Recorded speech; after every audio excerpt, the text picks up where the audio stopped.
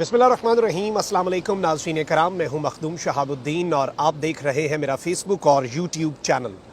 उम्मीद करता हूं आप सब लोग बखैर आफियत होंगे और जहां भी होंगे अपने अहले खाना समेत खुश भी होंगे और महफूज भी। नाज़रीन कराम, एक जानिब तो साबिक़ वज़ीर आज़म पाकिस्तान इमरान खान बैकडोर राबतों की तस्दीक कर चुके हैं और इस सब के अंदर एक चीज़ बड़ी वाज़ेह है कि इमरान खान अपने दो टोक मौक़िफ़ से और इलेक्शन की तारीख का जो मामला है उस मामले से 1 इंच क्या आधा इंच भी पीछे हटने के लिए तैयार नहीं है। लेकिन इस सब के अंदर बैकडोर राबतों से आज से कुछ दिन पहले तक जो सबसे ज़्यादा मायूस थे वो शेख रशीद साहब थे और शेख रशीद साहब के मुक़्तदर हलकों के साथ ताल्लुकात और एक पूरी हिस्ट्री है। उनका एक बहुत लंबा वर्किंग रिलेशन रहा है। लेकिन अब इस सारे के सारे मामले में शेख रशीद साहब ने इस पूरी सिचुएशन के अंदर कुछ और चीज़ों और कुछ मामलात के हवाले से तस्दीक की है और बैकडोर रवाबित और बैकडोर डील्स जो हैं उनकी कामयाबी की खुशखबरी सुना दी है। ये पूरी डील क्या है, इस वक्त मुल्क में चल क्या रहा है और इस वक्त तमाम तर जो चीज़ें इकट्ठी हो रही हैं रावलपिंडी में होने वाली इस डील के हवाले से क्या मामलात और इस डील के और इन बैकडोर मुज़ाकरात के अभी तक क्या खद्दो खाल सामने आ चुके हैं, ये सारी डेवलपमेंट्स आपके सामने रखनी है।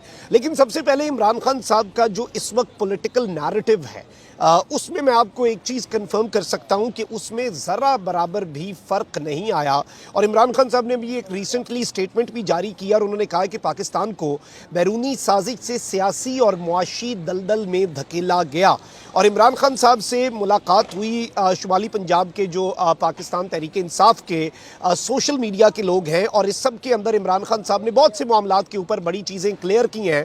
इमरान खान साहब ने ये बात बड़ी वाज़ेह की कि इस वक्त जो कुछ हो रहा है ये ग्रेटर गेम का हिस्सा है और पाकिस्तान को मुआशी और सियासी अदम इस्तेहकाम से दो चार करने के बाद बहुत कुछ किया जाएगा और वो जो एक ग्रेटर गेम है उस पर अमल दरामद शुरू हो जाएगा। और शायद यही वजह है कि इमरान खान साहब इतनी ज़्यादा स्ट्रीट पावर, पब्लिक पावर होने के बावजूद अभी तक मौके दे रहे हैं, मुक़्तदर हलकों से मुखातिब होते हैं, उन्हें बताते हैं कि श्रीलंका जैसे हालात बन सकते हैं, वहाँ पर 2 करोड़ आवाम थी, यहाँ पर 22 करोड़ आवाम है। तो ये सारी की सारी चीज़ें वो बावर क्यों करवा रहे हैं? क्योंकि उन्हें पता है कि अगर मुल्क में अनारकी फैलती है, मुल्क में इंतशार फैलता है, मुल्क में हालात खाकम बदहान अल्लाह ना करे खाना जंगी की तरफ जाते हैं तो इसका नुकसान मुल्क को होगा। शायद कहीं आगे जाकर सियासी तौर पर इमरान खान को फ़ायदा हो, लेकिन इमरान खान ऐसे किसी फ़ायदे के लिए तैयार नहीं है जिसकी कीमत मुल्की मफाद को नुकसान पहुँचाकर खान साहब को चुकानी पड़े।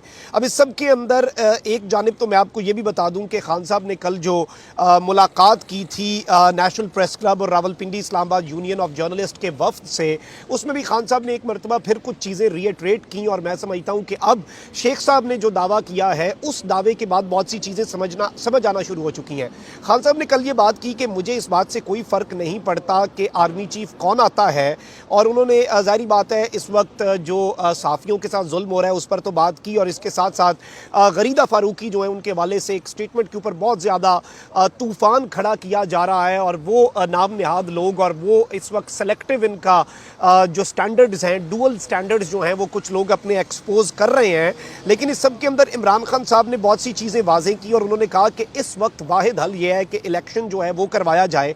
और दूसरी जानिब इम्पोर्टेड सरकार, बैक टू बैक आप देखें राना सनाउल्लाह की स्टेटमेंट्स को एनालाइज करें, आपको समझ आ जाएगी कि इम्पोर्टेड सरकार इमरान खान साहब को इश्ताल दिलाना चाहती है। इम्पोर्टेड सरकार बार बार आर्मी चीफ की तैनाती पर स्टेटमेंट्स क्यों देती है? वो क्यों कहते हैं कि हम अपनी मर्जी से लगाएंगे, हम ये कर देंगे, हम वो कर देंगे? वो क्यों कहते हैं आओ इस्लामाबाद हम तुम्हें देख लेंगे? अब ये एहसन इकबाल साहब ने कहा है कि चलें जी मैं इलेक्शन की तारीख का ऐलान करता हूँ और ख़बर बनवाई कि एहसन इकबाल ने इलेक्शन की तारीख का ऐलान कर दिया और इमरान खान को इलेक्शन की तैयारी का मशवरा दे दिया है। लेकिन इलेक्शन की तारीख का ऐलान क्या किया इन्होंने? कहते हैं कि जी अक्टूबर 2023 में इलेक्शन होगा, इमरान खान साहब अपना धरना मुलतवी करें और अब सर नीचे दे के इलेक्शन की तैयारी में लग जाएं और लॉन्ग मार्च करके तमाम तर चीज़ें इमरान खान साहब ने पहले भी 2014 में दौरे को चीन के सदर के को नाकाम बनाया, अब भी इमरान खान साहब नुकसान पहुंचा रहे हैं। तो आप इनकी स्टेटमेंट्स को एनालाइज करें तो आपको पता चलेगा कि ये इस वक्त इश्ताल दिला रहे हैं, ये इस वक्त फोर्स कर रहे हैं कि कुछ खान साहब करें ताकि ये पॉलिटिकल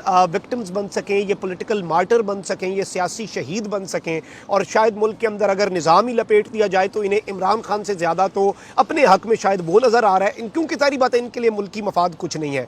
अब एक जानिब शेख रशीद साहब का आपको पता है कि उन्हें लाल हवेली तक खाली करने का कह दिया गया और शेख रशीद साहब को एक नोटिस मिला कि आप लाल हवेली खाली करें। फिर शेख रशीद साहब ने ये स्टेटमेंट भी दी कि ये लाल हवेली है, ये 90 नहीं है MQM के मरकज़ की तरह कि आप इसे खाली करवा लें। अब उन्होंने एक लेटेस्ट स्टेटमेंट दिया और उन्होंने कहा है कि लाल हवेली खाली करवाने के लिए आपको मेरी लाश पर से गुजरना पड़ेगा।